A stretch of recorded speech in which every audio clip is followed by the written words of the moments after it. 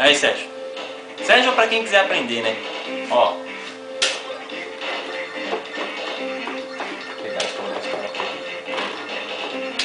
Ó, o negócio é o seguinte. Vamos nos fatos aqui. Vai embora, um pouquinho. Primeiro passo é... Deixa eu baixar.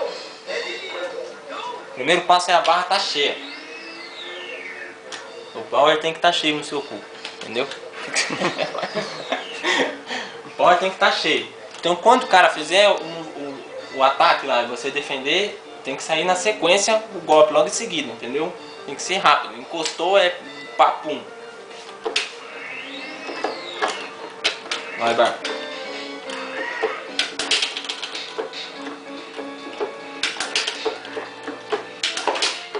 Vai.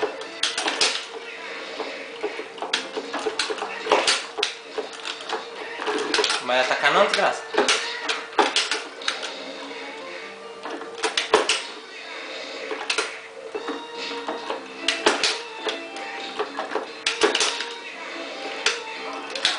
Entendeu mais ou menos? Próximo ali é o Clark. Clark é a mesma coisa, filma aqui, ó. Ó. Na hora que pegar o bagulho, na hora que encostar, você já tem que estar fazendo assim, ó. Pá! Entendeu? A Duke com aqui, assim, ó. A Duke com chute forte, com D. Pode matar aqui. Mata rapidão. Aí. E com Raiden tem um jeito mais fácil de fazer. Com Raiden é um jeito mais fácil. Por exemplo, no facão, você tá carregando aqui, certo? Só que de vez você subir direto, você sobe por trás, assim, ó.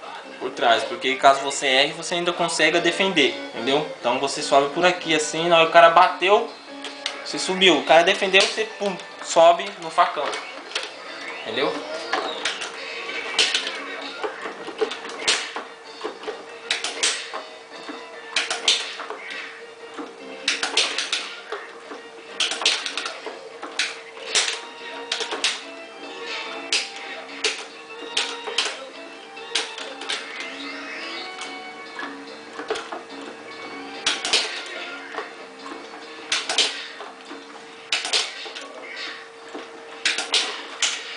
Então, reverse é isso aí, entendeu?